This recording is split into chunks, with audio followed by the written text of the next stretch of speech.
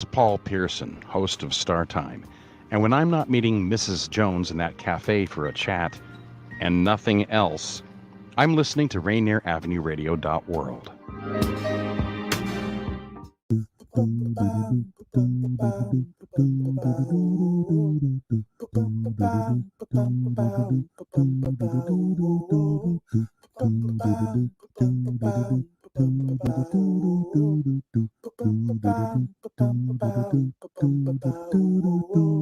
Wash your hands, don't touch your face, wipe things down, clean up your space. When you cough and sneeze, do responsibly.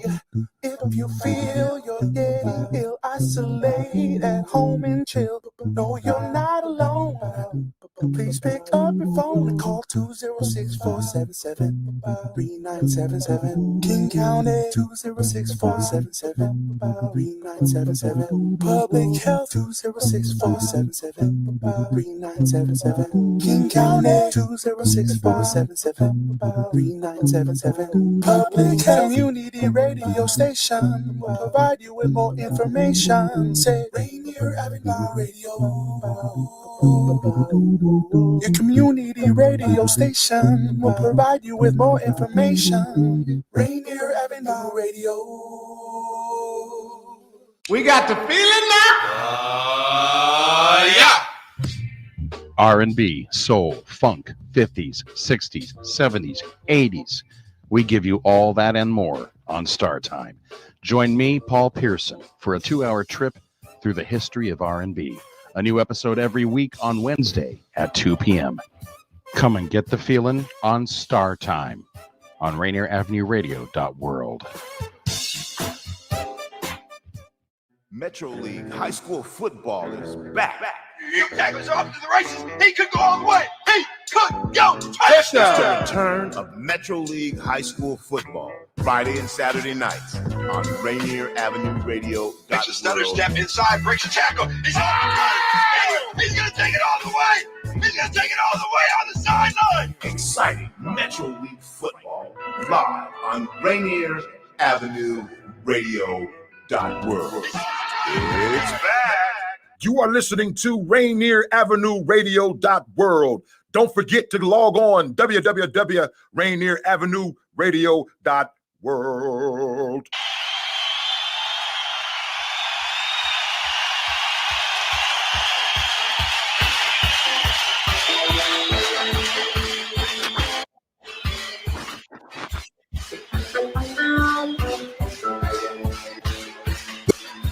Just checking my clock. It's high noon. That's right. Exodus, movement of just people.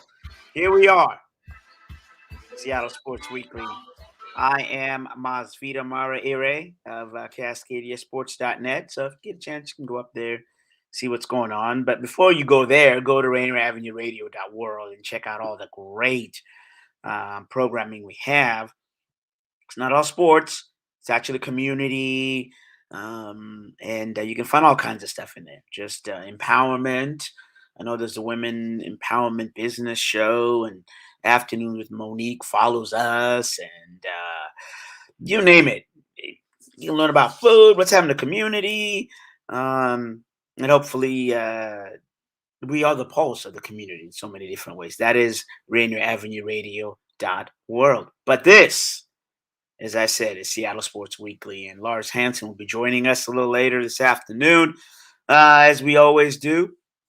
You talk college, and oh boy, there's a whole lot going on in terms of the stop it. There's just a whole lot going on, and normally this what happens right around November. And the first thing, second thing, third, fourth, or that which we're still within the monologue here. So I can say Happy Veterans Day to one and all, and just a tribute to all those who served, because had it not been for the sacrifices that the veterans made, and I mean from zero, from day one, the sacrifices they made enhanced the liberties that we have today. So thank you to the veterans who paid the ultimate price. Thank you to the veterans, I guess, and those that are still serving And I always say and talk. It's interesting to me the concept of being a soldier. Now we're talking male, female, or whatever gender that which you identify with, because that's the other thing I believe is just the United States. It's truly one of those places where I think with the current administration now, it is okay to identify as non-binary, if you will, and that in of itself, I mean, that's that's pretty credible. But for to have I believe, an armed service all the way around that says it's okay. A, B, what's really incredible, as I said, is this concept of the soldier in any country, anywhere. I think it's just incredible to be able to be willing to sacrifice, take the ultimate sacrifice for your country, and whatever country it is, and just, I don't want to say blindly, but to say whether it's the Zimbabwean army or the People's Republic of China, or whether it's, I don't know, the PLR, it doesn't matter. That's not where I'm going here. Where I'm going here, I mean, it's not a matter of who, but it's the what. That I, individual X, am willing to make that sacrifice in my country. Now, all right, yeah, we stop there, right? Because if I go any further in terms of then what happens is then the identification of, they're wrong, I'm right, and all that stuff. And obviously those that are in power get to dictate that, and then say to those that are paying the ultimate sacrifice to protect those freedoms of that country. So that concept to say, I will for this country, I think it's incredible. And those people in any country, anywhere, to be able to make that sacrifice, I salute you. I really do. Because I'm too righteous to go out there. I'm, no offense, but I'm asking questions. I'm like, you know what? Things are kind of cool the way they are. Nah, don't get me wrong. I'll go out there and say my piece and march and all that stuff. But I don't know if I'm willing to sacrifice my life for that. I guess I would. I just haven't, yeah.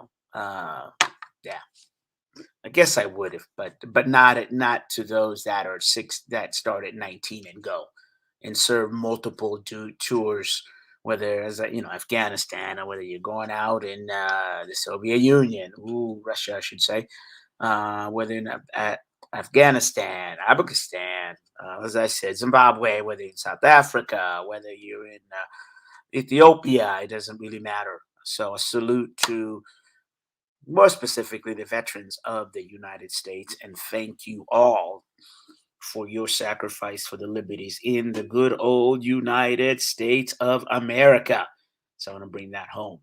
And with that, we segue into sports. And as I said, there's a lot going on, because what happens around November, well, we know, as we said, A, Veterans Day, B, like last, hopefully you're still not an hour behind. We turned the clock back, which was great.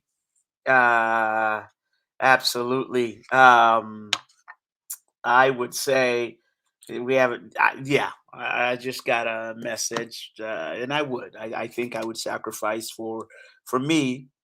Yeah, I went back to the conversation. For me, I would sacrifice for the youth and the teens. That's just I would. And that is my servitude, any day and all day, for the little homies. I would, and the BIPOC community. And so D Money said I'd sacrifice myself for Black Lives, but yeah, I can't do it for the rich people. Yeah, fair enough. Yeah, I definitely wouldn't sacrifice to keep the 10% going on. The 90%, I got you. So as I go back, it really is about going back to the sports. fall back an hour back, so which means it gets lighter early. Yay. Gets darker earlier. Boo. So like 4:30 p.m. or 5 p.m., some of us are getting ready to go to the Husky game. That like the basketball game, it's dark. And I hate that. I mean, and then it rains, and it will rain. So all y'all Seattle, this is it. This is always our challenge. Remember that 2 weeks that we go, why do I live here? Here it comes. It's dark early, and it's raining, and it's windy, and but fear not. Give it about, Thanksgiving is coming around the corner, and sports. Weave a little sports in there. The nexus, besides all that hours, now you have high school basketball coming on, and then you also have football, the NFL. College basketball is in full swing. Well, college football is in full swing. College basketball has just began, and the Huskies, Lord, have started out with a loss. I'm gonna ask Lars about all that, because the UW athletic department, college-wise, is thumbs down. As far as professional, as I said, NFL went to 17 games this year. So halfway through, we're going to hear a little bit from Pete Carroll. He's going to talk about, they're back from the break. The Seahawks are now ready to go and go to Green Bay. And I'll break that down in a moment. But before I always get this pull to go to the NFL, right? Because everything you do, you hear, you see is the NFL. Aaron Rodgers isn't vaccinated, and now he's on COVID protocol. What does that mean? Cam Newton re-signed with the Carolina Panthers. You want it as a drive, and the NFL is the NFL and its machine. But I'm gonna fight that urge. I'm gonna fight that power of the dark side, as Luke Skywalker. Speaking of throw in a movie, I'll ask Lars, do y'all see Dune? It's a good movie. I would say I see the new Dune, and I'll ask him. Let me write that down. Dune, and also the James Bond. But getting it back. So then the other thing is college football, full swing. Basketball just started. Indeed. The Seattle Sounders made it to the playoffs. Why not? They made it 13 years in a row. The only other team in North American soccer history and currently is the Pittsburgh Penguins. That is, made the playoffs for 15 consecutive years. Sounders have been in the playoffs every year they have been in the major soccer league. That would be 13 years. And we had Peter Hattrip on, and we talked about really soccer here in the U.S. and everything, how they've all, the start of soccer here and how it grew, SPU and all those things, and and all those things in terms of SPU won 2 national championships, and the Sounders. This is actually the third Sounders, if you will, Seattle Sounders, right? And Peter talked a little bit about, indoor, and before the playing indoor, Tacoma Stars, and also just, the legend predated Major League Soccer, because Major Soccer is, hasn't been here all that long. So Sounders 13 years, but, it just goes to show you the richness of the history of soccer here. And so the Sounders played in the Major Soccer League back in the day. The American Soccer League, it folded. And now you have the MLS, the Major League Soccer. And so the Sounders came in, and here they are. So what's the point here? Point is, they now host Real Salt Lake on November 23rd. A bit of a letdown. The Sounders went up to Vancouver, had a chance to go in there, and if they would have beat Vancouver, the Whitecaps, if you will, another, the Cascadia triad between the Timbers, Whitecaps, and the Sounders, they've been playing each other for over 30 years in terms of the different leagues, and it's really quite amazing. So Sounders went up there and tied 1-1, and it's a little bit of the question is, what form, shape are the Sounders in? You know, I mean, they haven't won in 5 games. Their last 5 games. Now, a couple ties there, but they just haven't won. And now you're in the playoffs, and you kind of limped in the playoffs, really, because you had this chance to be number 1 in the Western Conference. Why is that important? You win the Western Conference title, then you get a bye. But they did not. Sounders were injured, have been injured. Nicholas Ladero did not play. But he's only played a handful of games, really. But João Paulo did not play. He's played a lot of their games, and Nicholas Ladero did not play. And what the issue with the Sounders is this: and Jordan Morris played in the second half. The Sounders have played really well in terms of they've done a good job overcoming the injuries, except in the midfield, right? So. Will Bruin also was injured, but they overcame that with Freddie Montero, who scored the penalty kick against Vancouver. The point here is the Sounders do not have their midfield. Their starting midfield is as good as any other in Major League Soccer. But that's it. The depth behind them is not good. I mean, it's not Major League Soccer. It's secondary. I mean, it really is. And that's what you're seeing, and that's what you saw with João Paulo not playing in there. Jimmy Medranda also didn't play. So you had Josh Asento coming in there. You know, Danny Leyva, good up-and-coming young players. But their ability to control the ball, play the defense, take the ball, make intricate passes in the middle is just not there. So when you're unable to do that as a team, you're defending. Now, the Sounders, Brian Smetzer, if you will, they play this thing where they absorb, right, the opponent's attack.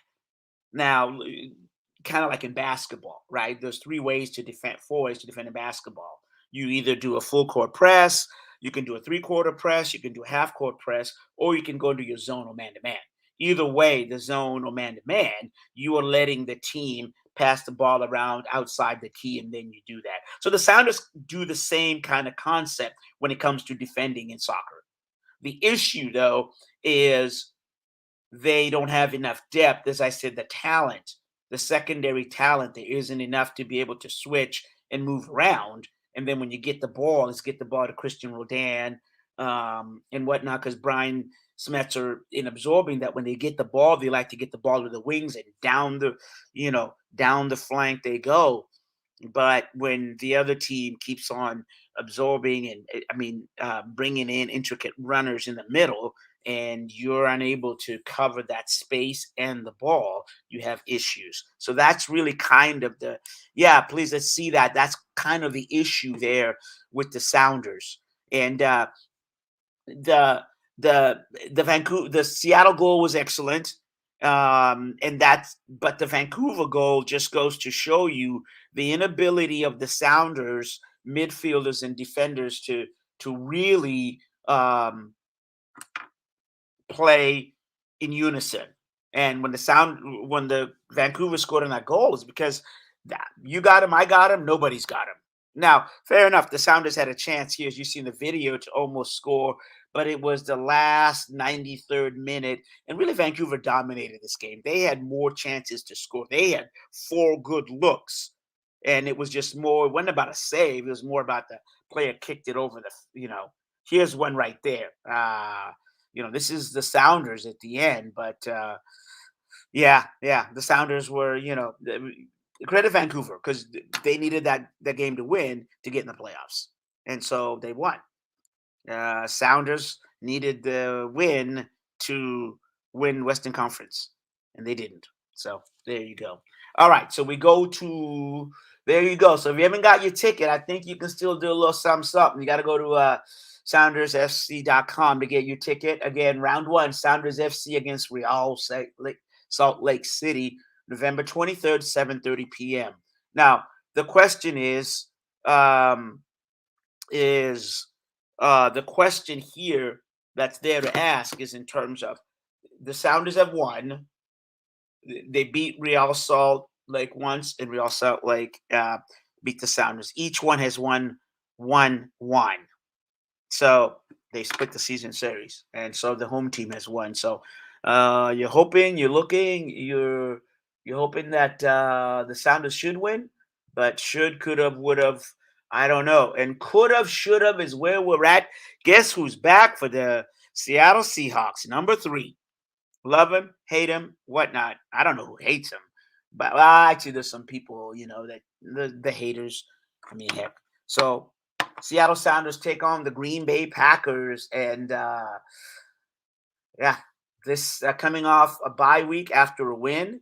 If you remember, the Seahawks last played on Halloween, and they beat Jacksonville 31-7, which they should. And so now they're at Green Bay, and after leaving the game against the LA Rams with a finger injury, and some didn't know when he would return, Russell Wilson is back. So let's hear from Pete Carroll talking about this. The Seahawks are back facing the Packers and the return of Russell Wilson.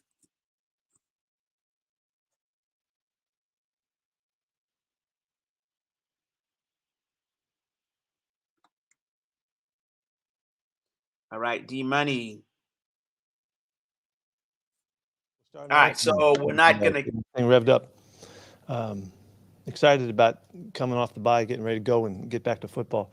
And really anxious to see our guys go out and work today and put this week together. We started on Monday with kind of a lead-in day to get us prepared for Wednesday, and that worked out fine. So this is the real important beginning of this week and really of the rest of the season. So I'm looking forward to getting off to a good start.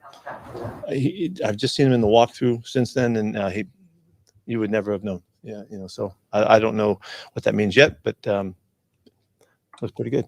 Like we always talk about, it's a one day at a time thing, and he'll get banged around a little bit tomorrow, but just see how he responds to it, and it's pretty important to get a good beat on this one. He'll feel good physically running around and all that because he's in great shape and he's been working really hard. So just how he responds, same old thing, and he's got a real knack about him. He can run tough. He can get small in the hole. He can make you miss. He's really good out of the backfield. And then when he wants to take a break, here comes AJ. They're loaded. And those two guys are just a fantastic duo. They're both averaging 4.5 yards a carry. They're getting the ball, fairly equally. It's really, why you can see why they rely on going to those guys. They're just that good, and they've really been able to have a great control the ball offense, and also have the ability to explode with the ball. Really plays the edge, and he mixes the way he plays on the edge, so he keeps you guessing whether he's attacking or whether he's finessing. It's just a really talented football player. All the base defense, he's on the edge, and then all of their nickel situations, there he is. So their sub situations. So he's just an excellent player. There you go. Pete Carroll talking about, I'll unpack a couple of things there. So first, he talked about Russell Wilson and that he's gone through the walkthrough, and that's what he was referring to, Pete was. So Russell Wilson, he will play. He's ready to play. The other kind of surprise tidbit, thank you very much, is Chris Carson is back as well. And that's what he was talking about in terms of getting banged around somewhat, as Pete talked about, because the issue that had happened with Chris Carson had been that he was on injured reserve from October the 15th because of a neck injury. Now, so he missed the Steelers game, the Saints, and the Jaguars, and the concern had been, with the neck injury. Was it something that had happened? Because you got to remember, our guy who's been on it, Cliff Averill, also with the neck injury, and Cam Chancellor. You know what I mean? And so part of this has been really there was much concern about Chris Carson. And Pete was also, as most coaches will do, kind of coy about the fact that, it's an injury that it was lingering. He always had it. Well, what? So you really didn't get kind of, exactly what was going on with Chris Carson and whether he'd return or not, or whether his career was done. But Lord and behold, as you heard right there in that clip from Pete Carroll, Chris Carson has returned. So, I mean, look, the Seahawks are looking good here. The Seahawks are really, really set up, for a run. In terms of health wise, I don't know if they'll, how they'll do it, but this is the healthiest they have been all season. And I like to go through the numbers for you to see where might this game between the Seahawks, who are 3-5, and the Packers 7-2, where it might lie. I mean, Aaron Rodgers will be back. And what's interesting is, can you imagine Aaron Rodgers and Russell Wilson, two of the best quarterbacks to ever play in the NFL? If I told you that the offenses that they lead, the Seahawks are 29th in the NFL, and the Green Bay Packers are 22nd, you'd have to kind of raise an eyebrow and take a look and say, what is going on?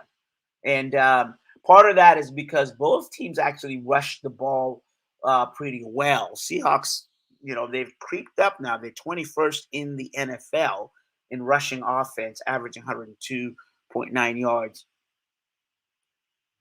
And that's pretty amazing, actually, given what we just talked about in terms of Chris Carson not being around, right? Being injured, missing the last 4 games.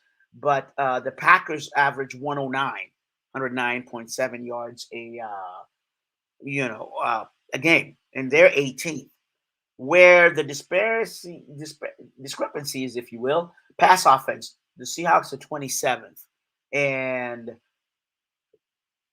the Packers are 22nd. So again, I mean, there you go. I mean, it's really like, what is going on here? But, there's a longer cut about Pete. But when you look at the rankings here, it's really by 2 or 3 yards. It's really about 2 or 3 yards. I mean, 2 or 3 yards can change your ranking. So yards per game can have you the difference between, 18th, which is the Packers, and 21st, which is the Seahawks, right? Because so look, Seahawks rush 102 yards a game, Packers 109 yards. All right, so I went to those a little high, so that's 7 yards, but you get the point.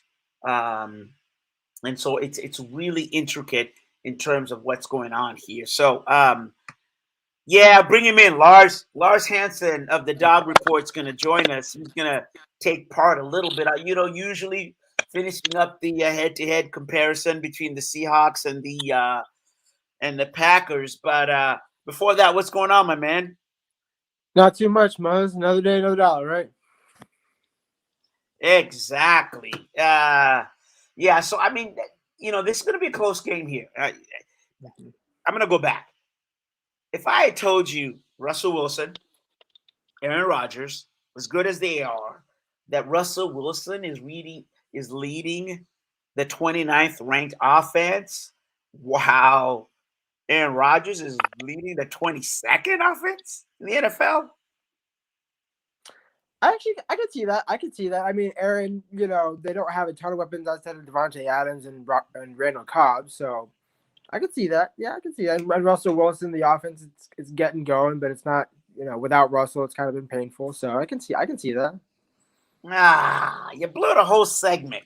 You just blew it up. No, you're absolutely right as to why it's happening. But if you started out the beginning of the season, right, on paper, and you said, all right, here we go, this game, when you looked at this game, right, you penciled this for the Western, significant impact on the Western Conference, on the NFC Conference. I'm getting my sports mixed up here. Sounders, Western Conference, and the NFC.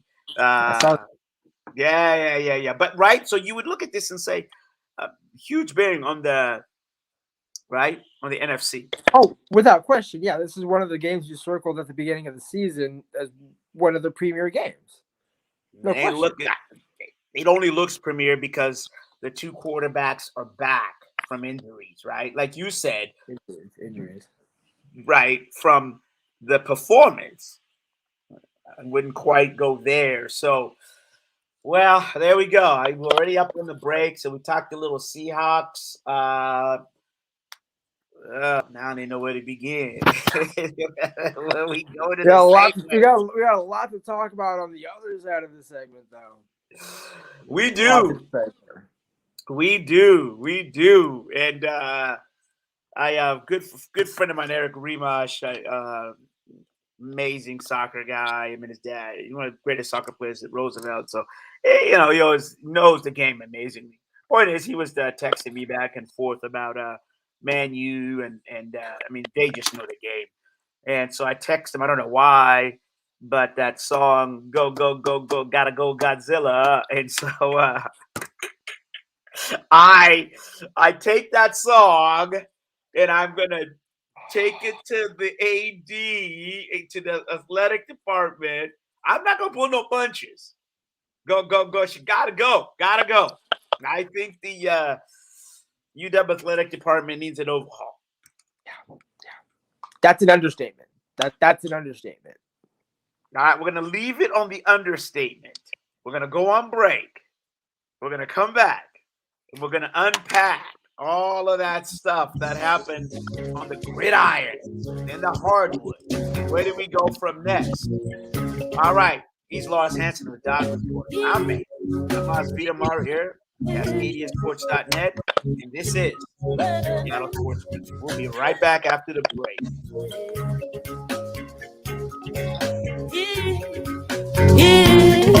You're listening to Rainier Avenue Radio.world. Check us out on social media. Facebook and Instagram, Rainier Avenue Radio.world, and on Twitter at Rainier Ave Radio. Hi, it's Queen Bree, Director of Clean Greens Farm and Market, and your host of Clean Greens Living Live, broadcasted on Rainier Avenue Radio. And me, Robin T. We are here to invite you to our biggest celebration of the year, our annual Lottie Cross Harvest Dinner, on Tuesday, November 16th at 6 p.m. Check out our cool lineup. We will be having a sit-down chat with the one and only Doug Baldwin Jr.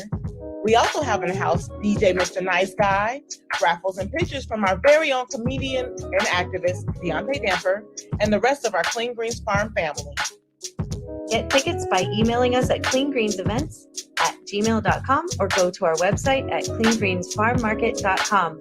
Holla! Join Rainier Avenue Radio from 5 to midnight for Sunday evening sound sessions.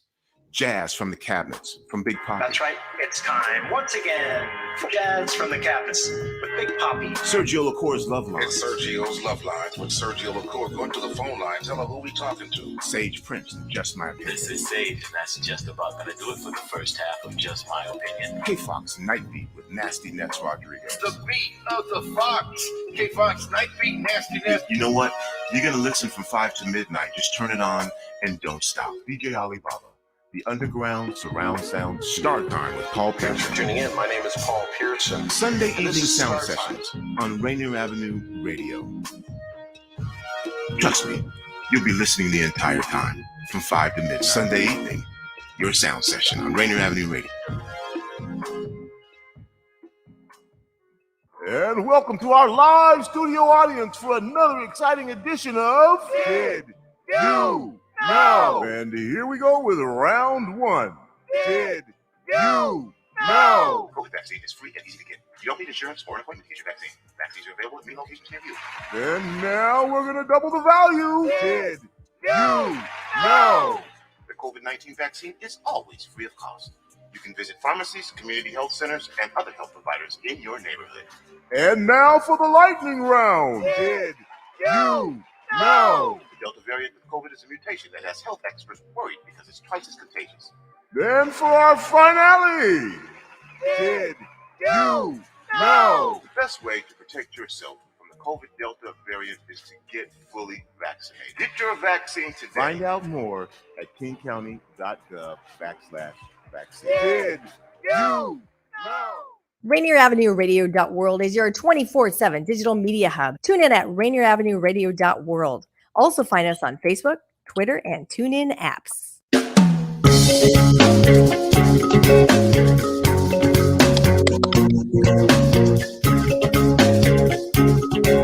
Yeah. we are back. This is Seattle Sports Weekly. I'm Mazvita Maraire of the Cascadia Sports.net, and he is Lars Hanson of the Dawg Report. As I said, Seattle Sports Weekly on Rainier Avenue Radio.world. We're on YouTube. We're on Twitch. We're on the Village Voice. We're everywhere and anywhere. But yeah, glad to have you, Lars. Boy.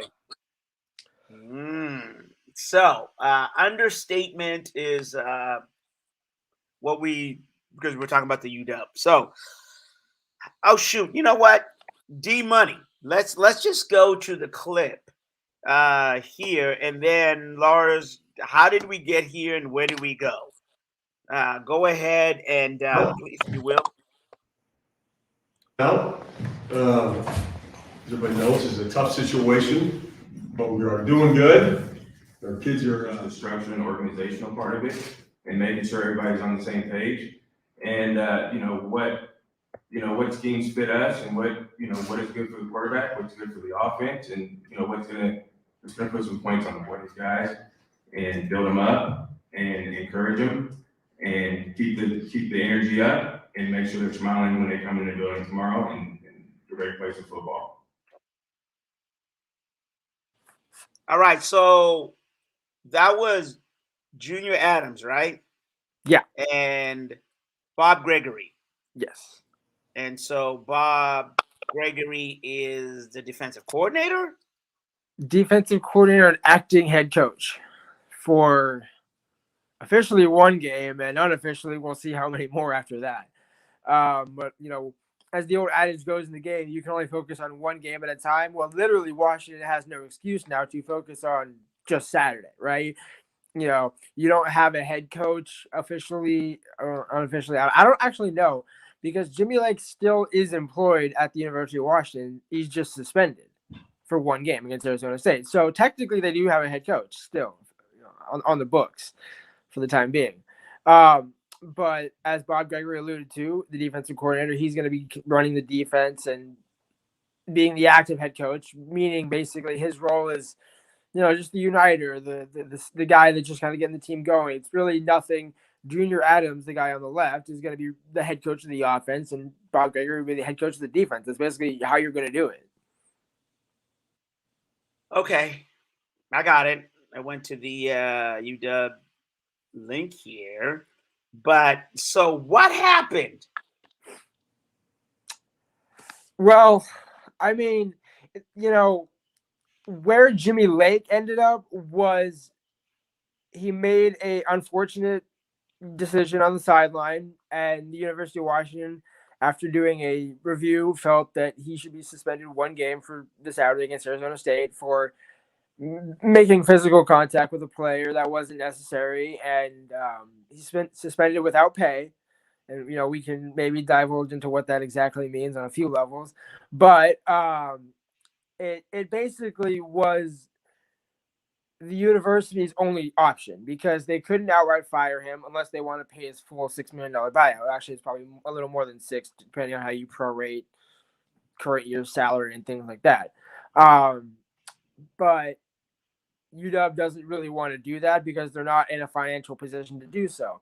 So what you do is you suspend him for 1 week, figure out a mutual separation amount of what Lake is owed for the remainder of his contract and what the buyout would be. You probably find somewhere in the middle, maybe $5 to $8 million. And you don't. What the problem becomes for UW is when you suspend him for one game, you're making another decision in less than a week. Because how do you say, hey, we're gonna ostracize the coach for 1 week? He can't no contact with the team. They can't recruit. Can't do any. So he can't recruit, and UW is already struggling to recruit. In terms of where they are ranked in the national standings. But so you're already, he's got one hand tied behind his back, and you're pulling the other one slowly behind his back as you close out the season for financial reasons. Obviously, it's the only reason you're doing it this way is for financial reasons. But to be fair to Lake, the reason he was being shown the door ultimately isn't just because of the sideline altercation. It wasn't, Bob Gregory alluded to it when he spoke to the media. We didn't show the clip, but he said Rupe is in good spirits. He's a quiet kid, but he's, not like he didn't transfer. He's not shell shocked. He's not, he's in good spirits. And it really was more or less like Jimmy just imploding. It wasn't, it could have been any player, it would be really interesting if Dylan Morris had done it. That would have been really, would Jimmy have blown up in Dylan's face? Like that's an interesting question. Oh. But the point, that's a low blow. Go ahead. The point is, Jimmy has already basically shown that he doesn't have full control of the team, and when you've lost the team, you're kind of already out the door, and so there's just so many markers against him that you're wondering, okay, well, what do you call? Is it a resignation? Because that would allow a mutual buyout, a mutual separation. All right. I'm sorry, I gotta stop you because we only got 20 more minutes. You put so much stuff up there. I don't know if we'll be able to unpack it in 20 minutes. I mean, you nailed the coffin, Jimmy Lake's law. Whoa. Okay, so let's start from the beginning. Jen Cohen announced Monday Jimmy Lake had been suspended without pay for this week's game versus Arizona State for his actions during the first half of last Saturday's game that involved the University of Washington football student athlete. There's nothing there that says he struck a player. All right, so let's have some credibility in journalism here because because then it's like, well, what about a civil suit? What about assault? Okay, so he didn't do that, and and let me. Are you at a hotel? Because it looks like you're at a nice hotel room, Lars. It's all about the angle. It's all about the angle. Right. I'm going to leave it at that because you look like you're down there at the Four Seasons or something doing one of your usual COVID dog, hold on. Yeah, you're doing one of your little dog report interviews with somebody. Don't try to clean it up. It's okay. We can stay there. All right. So fair enough. I mean, I think that, to your point, it really was about the record and all of that. And do you think that he is? Do you think that he's coming back? No. Wow. I don't see any foreseeable route to where. Yeah, a lot of these instances, you take a look at, okay, what's the precedent? Is there a coach that has ever been suspended that has come back to his team? Okay, yes, well, Urban Meyer just comes to mind. Well, that's he was suspended for a completely separate reason. When you're suspended for a team-related issue and it's a coach to a player, it's like, okay, how, let's just massage this kind of out and, you can resign, we won't fire you, but the understanding is it's a mutual separation. And ironically, they do have a clause in his contract where they can mutually agree to cause, which is what they're trying to. They don't have cause, but that's kind of the point. You can agree. You're agreeing to a mutual termination at the end of the day, instead of outright firing the guy, which would be more financially less feasible for UW. That's why they're not. That's why they didn't just outright say, "Okay, he's done," even though you're doing the same thing in the end. Okay, because I don't know how you bring him back after 7, right? I mean, after suspending him, I don't know how you bring him back because of the trust that's lost there. If you had done a internal, we're gonna the announcement reads, hey, we're gonna handle this internally, and there's no suspension, but there in-house sort of things, maybe Lake's got to take a couple classes of anger management or whatever. That would be the only way where he comes back from any form of announcement. Once you make the decision to suspend, you can't bring them back. That's just the first step in the release termination agreement. That's just day one. I didn't go to law school, but that's just day one understanding. No, I totally agree in terms of. I think the suspension was excessive, but I think everybody gets it, right? If it was Washington ranked number 4 and Oregon ranked number 6, right? Well, what you're saying, the argument to be had of, well, if Washington was winning, this wouldn't be an issue. If Washington were winning, Lake wouldn't be pissed from the opening kickoff and being kind of a little. He already felt the fire under the seat before the opening kickoff. That's why in the first half that altercation happened. They had 3 personal foul penalties in the first. That team was kind of already teetering going into the game, and you could really kind of see it's like, okay, you can see the fracture. What is the play that is going to cause the break? Like the bone's already fractured. How do you get the complete break? Well, you got something's got to happen, and the altercation instance, whatever you want to call it, on the sideline, that was just the excuse, the example, the reason, the final, whatever you want to call it, because even if that doesn't happen, the results on the field still would lead the indication to where he doesn't come back, and you still have to kind of find a way to mutually agree that one out, or I guess fire him and pay him the full buyout, which UW couldn't afford to do. Where did this all go wrong? The Montana? I think that was probably the clearest indicator on a few levels that we didn't realize until 3 weeks later, because we didn't know last year. Where we got to go back is last year when UW only had 4 games. John Donovan was calling a lot of the players from the sideline because he first-year coordinator. You're still getting to know your players. That makes sense. Even in the pros, where I don't know, Shane Waldron does. I think at least in a few games where he was on the sideline talking just to get that camaraderie with Russell, and then I can go up to the booth in weeks 3 and be good to go because we have that connection now. You want to establish that. Hey, what are you seeing right away? Versus I got to call the coach up on the phone and hey, way up there in the booth. That's a little bit harder to have that connection.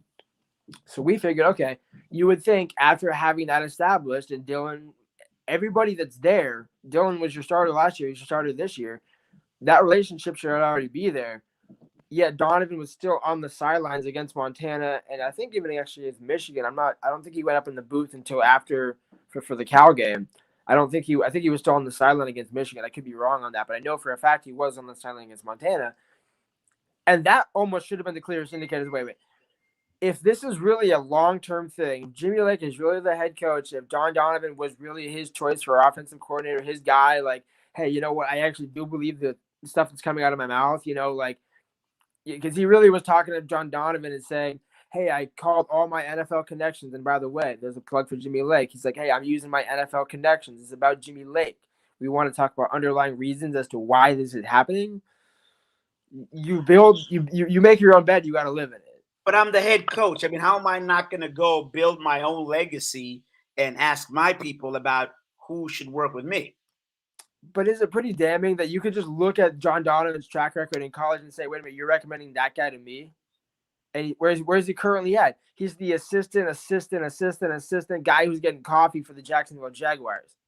He is not a running backs coach. He wasn't an offensive coordinator in college. He wasn't a quarterback. He wasn't even a quarterbacks coach in Jacksonville. It would have made more sense if John Donovan was the quarterbacks coach in Jacksonville, and then you bring him to UW as an offensive coordinator. That would kind of make sense, right? Okay, it's a lateral move because you're going from the NFL to college. It's a step down, but you're getting a bump up because you're a coordinator, and you've been a coordinator in college. But your last 2 times of being a coordinator in college couldn't have been worse at Vanderbilt and Penn State. So why would Jimmy go to that?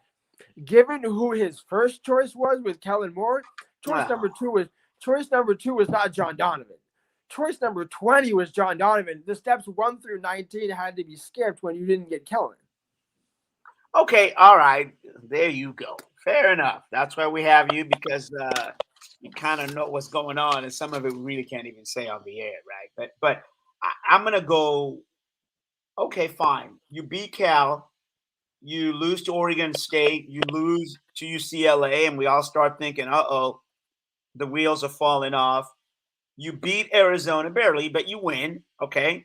So now you're feeling kind of good and a nice, that feel-good, signature win, actually, in how you did it against Stanford. I don't know why would you lose it against Oregon? Because you're on a 2-game win streak. I mean, okay, I answered my own question, but go ahead. I go ahead. I just answered. I mean, results can be pretty deceiving when they're against Arizona, and I get the Stanford one. again, it has to be looked at in context. Usually Stanford would be a pretty significant win, but you look at Stanford is uncharacteristically bad this year. They lost to Kansas State, and they didn't lose to Kansas State by a touchdown. They lost by 2 possessions, if not 3, I think. It was 24-7. So it wasn't just like Stanford's a little, and yet that Stanford team beat Oregon. That's just the Pac-12 for you. So like, but on the overall, UW and Stanford are both equally worse off this year than they're usually historically are. So even though, yes, you beat Stanford, it's like, well, you also got 4 trips in the red zone and got 12 points. You know, like before you get a touchdown in the final minute of the game. Like Pete Carroll must have really loved that game, man. Just wear that thing down for 58 minutes and then get your 1 touchdown at the end. Hey, we won and we got a touchdown, baby. Yes. It's like nice. Well played there, Lars, but well played. So where do we go from here? You know, the Jimmy Lake coming back, like you say, is highly unlikely. And I'll admit, everybody I've talked to, and look at me, I'm starting to do the whole, I've talked to a couple people, and my sources say he's not coming back. Highly unlikely. The other thing then I ask you is this. What happens on Saturday? Well, I'm sorry, let me go back. Does the result on Saturday change anything? No. So let's say the only thing that matters Saturday is how many reps are taking a quarterback. Okay, what do you mean by that? Because at this point, this year is a wash. I mean, even if you somehow get to a bowl game, you're what, 6-6, 5-7, 7-5, right? You're barely scraping it by. You're building the next year. Everything about these last 3 games is for next year. If Jimmy is gone, you just fired the offensive coordinator who was already a stooge. But he was never going to come back next. John Donovan was never coming back next year. I don't think anybody believed that. So now you're going to start likely with a new slate on offense. Yes, Dillon, again, he has more starts. But again, if you're starting fresh next year, you're going to want Sam Heward, your freshman this year, to have as much game reps comparatively so as possible. And he's earned it, given that Dillon hasn't exactly played that well this year to begin with. And, I think the issue was John Donovan was never going to be the dude for Sam Heward. He's never going to, it's almost like when people are calling for Sam Heward to get in, it's like you want him to get killed because the guy calling the shots currently is not the dude you really want Sam rolling with, so if we're just being honest, like did anybody think John Donovan was going to be Sam Heward's offensive coordinator? Did anybody believe that?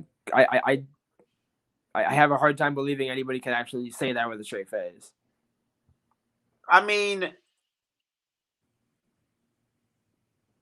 and so when you look at what these last 2 games, really it's you have Arizona State at home, then you go to Colorado, and then you come back for the Apple Cup. Sam can get 2 home games in that stretch and still preserve his red shirt. Dillon goes on the road, and again, much like Arizona, Colorado is a team you should beat. Even with Dylan Morris as your quarterback, you should beat him. No disrespect to Dylan. But, just based on sheer talent, much like Stanford, you should be able to win that game. Even if it's close. Fair enough. So just so I know a lot of our audiences understand this, but just to go over it. So the way the NCAA sets it up, any player can participate in 4 games before you lose eligibility, correct? Right. Yeah. And so Heward is probably the highest ranked quarterback prospect in Washington State history. Yeah. Okay. Yeah. Sure. And he has dad who played at Damon Heward, who played at the UW, which he was, right. And uncle Brock, who played and who was probably more successful, but still none of them got all Pac-12, all Pac-10 or Pac-8, or even Pac-6, whatever you want to call it, right? Hang on, so I can find it. See that jersey right there? Yeah. See the last name? It's kind of hard to read. But it says Heward on it. Yeah. I mean, it's the NFL at least. It's what? It says Heward or Brunel? Heward. It's Brock's jersey. But my point is saying they both made it to the NFL. But my point is they didn't get Pac-12 player. That's offensive.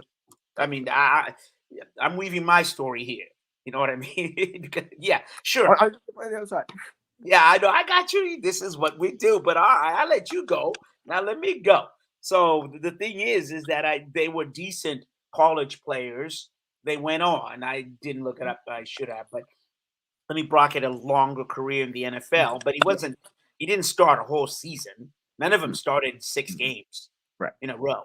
So, okay, you got that. But the pressure comes and then Damon was the Damien Heard was play-by-play. No, he was the radio guy also, part of the Huskies, and then he walked away. And then Brock obviously did the Seahawks on his way up doing the ACC, and now he is, big time ESPN, Fox, who knows, right? So there was pressure there to begin with, and now you're saying that Heard will see 2 games. Yeah, I mean that was all. I have a hard time seeing him play all 3, so I don't think he's going to get time at Colorado unless they really, really need it. Like, unless Dylan throws 2 picks in the first half and the offense is literally doing nothing.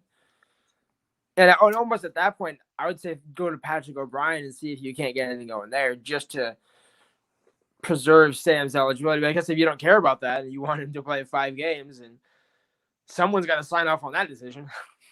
So this is all about Sam. We don't forgot about Patrick O'Brien. We forgot about everybody else. And this is all about Sam. I mean, Sam I am, as Dr. Seuss would say. But, I mean, I think that, what's interesting about this whole dichotomy of going from Dylan to Sam is the exact same dichotomy you would have had going from Jake Browning to Jacob Eason if Jacob Eason had actually signed with Washington out of high school. That's why Jacob went to Georgia for 2 years and had to transfer home after Browning had graduated, because you didn't have a guy after Browning, and it's almost like, okay, you're going to make Jacob Eason sit for 2 years? All right, have fun with that. Yeah, and Eason, well, how did that work out? But better than this year. Well, fair enough. I think the chance, the chances to succeed were better going the other way than this. Jake Hader was the best option. No one wants to say it. He never had a chance. You and I have talked about this, and he never had a chance. Jimmy Lake, and the fact that he stuck with Morris didn't help. And Lars, but he had no choice all the way around, as we know, right? You had to stick with Morris because really Hewitt wasn't ready. You and I saw the practices. We were cold as hell sitting up there in the back end zone going, oh, you know what I mean? We're like, this kid's not ready. And then we saw him in this, we went to a couple practices, right? Yeah. They let him in the fall, right? And we're like, oh, okay, a little bit better. But now he's ready. But so. I mean, Sam was the first scholarship quarterback on the field when they played Oregon. And I say that during pregame warm-ups. Like, Sam's been getting ready. Sam's like, I don't care who my coordinator is. I'm gonna make sure I'm ready whenever the time is for me to step up. That's his mentality. So. Oh please, I'm done. We got to wrap up anyways. You're giving him credit for being the first player on the field. I'm pretty sure that came up from uncle or dad. Like, that's the theater, the Shakespearean drama is just too much. Wait until December. Just wait until December. All right. Speaking of and as we said, going to the break, go Godzilla. You gotta go. The basketball team. You lost to who? You lost to who? Northern Illinois. My goodness. All right. So I don't know. We'll just have to take this up next weekend, and we'll let's dive into. Let's bring Coach back, right? And let's hear about what do you do next week. But I'll see you tonight because we're gonna go to that game, right? Yep. I'll be taking pictures. I ain't sitting up where y'all are sitting. So, well, there you go. Nicely done, Damon Jones. Thanks for the shout out on the crosstalk. That was kind of fun, Lars, as always. And he's Lars Hanson of the Dawg Report. You can go to the Dawg Report and hear his stuff. I'm Mazvita Maraire, CascadiaSports.net. This is Seattle Sports Weekly on Rainier Avenue Radio.world. Lars, thanks for coming on, my brother. Always, Maz. All right. See you tonight and see you next week. Thanks, D Money, for all behind the scenes. And thank you all for listening. Can't do it without you.